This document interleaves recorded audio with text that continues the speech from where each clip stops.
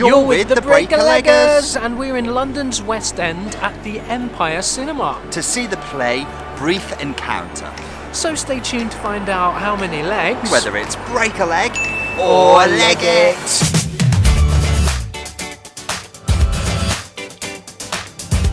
Before you amazing theatre people go any further, so make sure you've always got your finger on the theatrical pulse. For our honest theatre reviews, news and interviews, pop down, hit subscribe now. It's free. Bang the notification bell. You'll be the first to hear about our upcoming thoughts and our latest videos. Yeah, join our Lega Theatre community. Comment below about this show or any other shows you're passionate about. We love to hear from you. So, Brief Encounter here at a cinema. I know, right? I'll try and keep this brief. See what I did there? It's based on the 1945 movie of the same name, which was in turn based on the 1936 Noel Coward play, Still Life. This piece has been adapted and directed by Emma Rice and has fused live action with music and video. So its current home here at the Empire Cinema is a bit fitting. Quite fitting on the Haymarket, yeah. Also, just while we're on Emma Rice, am I right in saying that she was something to do with the Shakespeare's Globe Yes, recently? she was artistic director at the Globe, unceremoniously stripped of her title and has now gone on to bigger things. I'll talk about those at the end. Ooh. This production premiered at the Birmingham Rep back in 2007 and then transferred to this exact venue in February 2008 before heading out on a 6-month UK tour to critical and commercial success.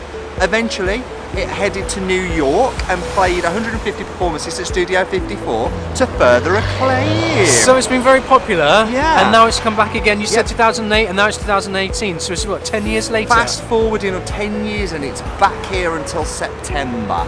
Okay. Runtime 90 minutes straight through, so no interval breakdown, but stick around to find out how many legs and all of our thoughts. We've come to the end of Brief Encounter here at the Empire Cinema. So, what did you make of that? I thought it was beautiful. I thought it was charming. I thought it was nostalgic.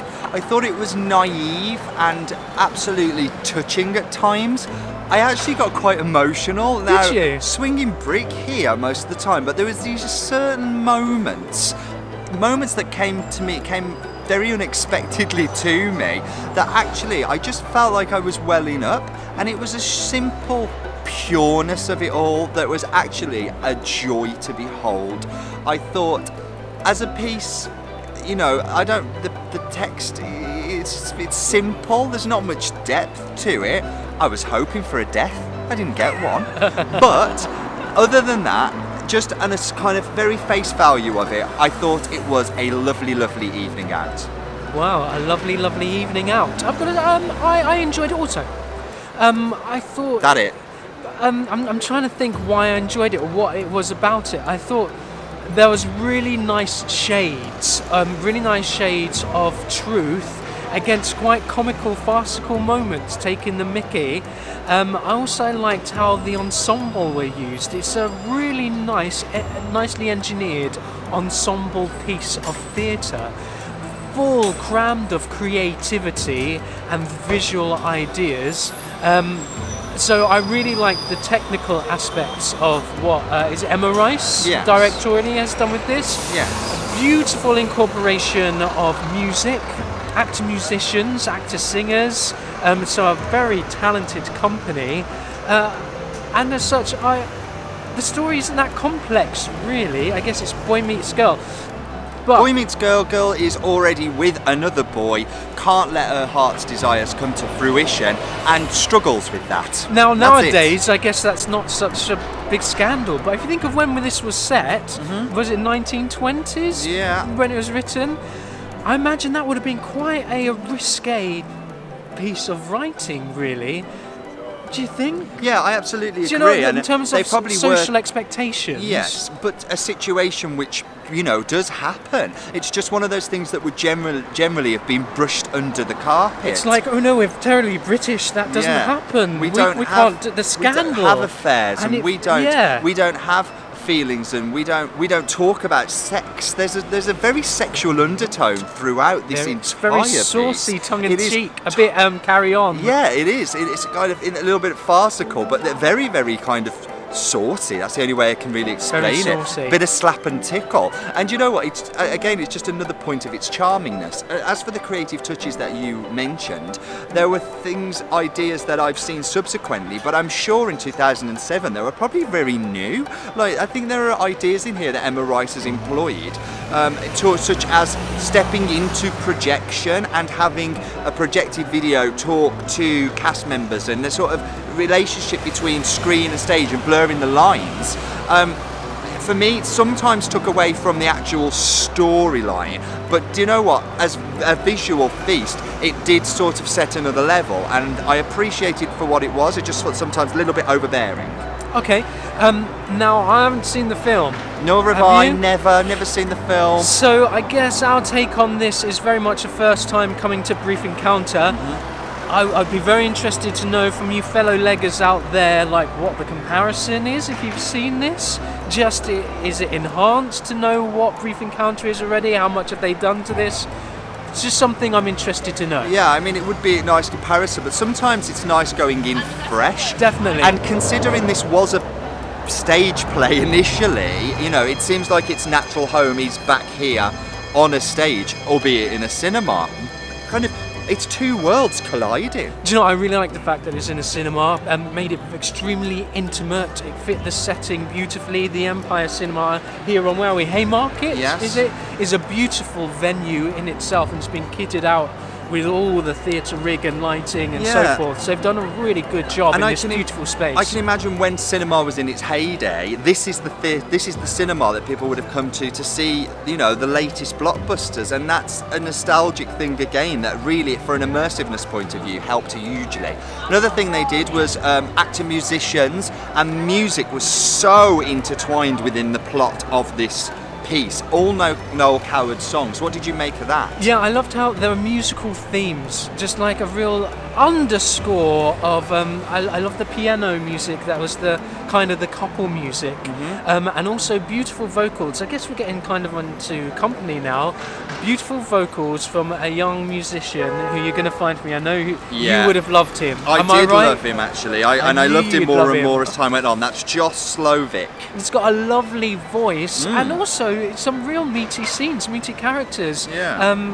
They all have, as we said, multiple characters, and he really gets to showcase his ability and talents. A lovely singing tone. Also, Beverly Rudd, hilarious in the parts of Beryl, Hermione, and Dolly. Yes. Her comic, she's just. Do you know what? She was a joy.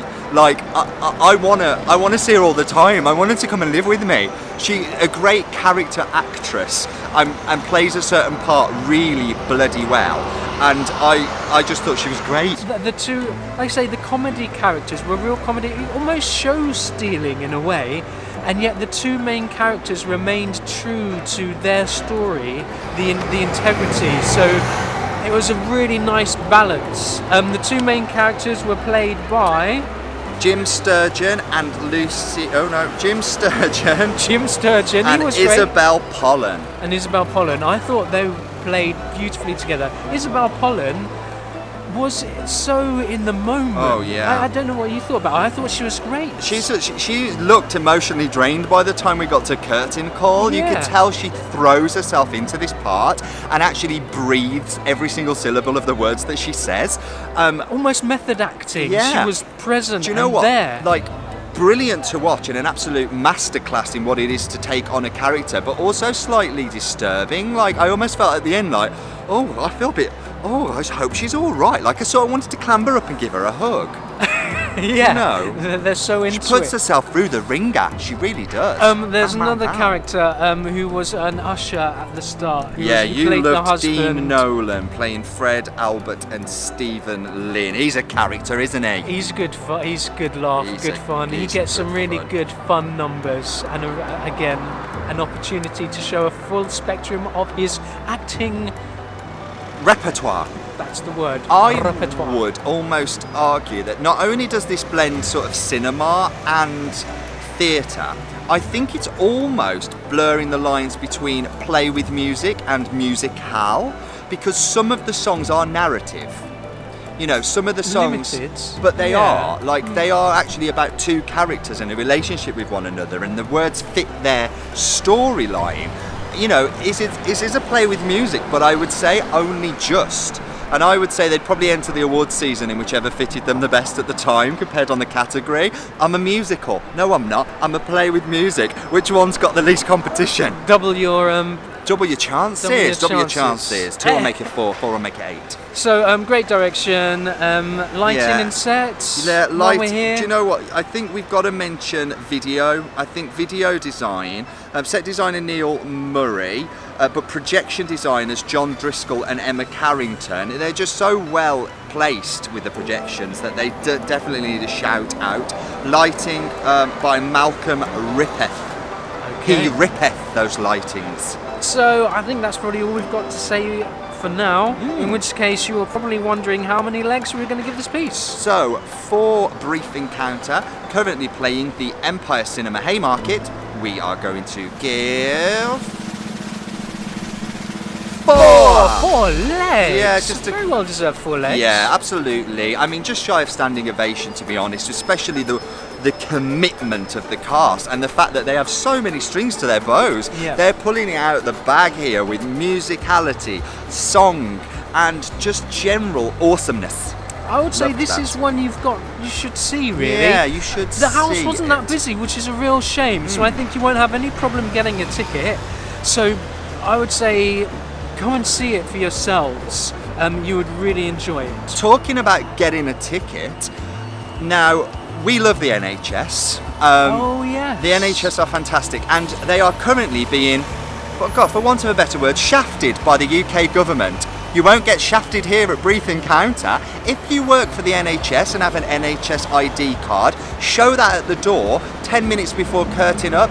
Any remaining seats they will give to you for free. For free. Like, you can just walk in and see this amazing show on your well-deserved day off. Nurses, doctors, we've got the utmost respect for you. Have a day off, make yourself take a day off, and get down here to Brief Encounter. Yeah, in fact, why don't you help them out? If you know someone that works for the NHS, Yeah. share this video with them and let them know so Please. that they can have a night out in London, which is well deserved. Absolutely, please do. Also, Emma Rice, we're going to keep an eye on. She has launched a brand new company called Wise Children, and I think if this is anything to go by, they're going to be doing some very exciting things, so keep an eye on that. But you know what? That's just what we think. Just what we think. What did you think? Let us know. We're the Breaker Leggers, and we'll We'll catch you again soon. Bye.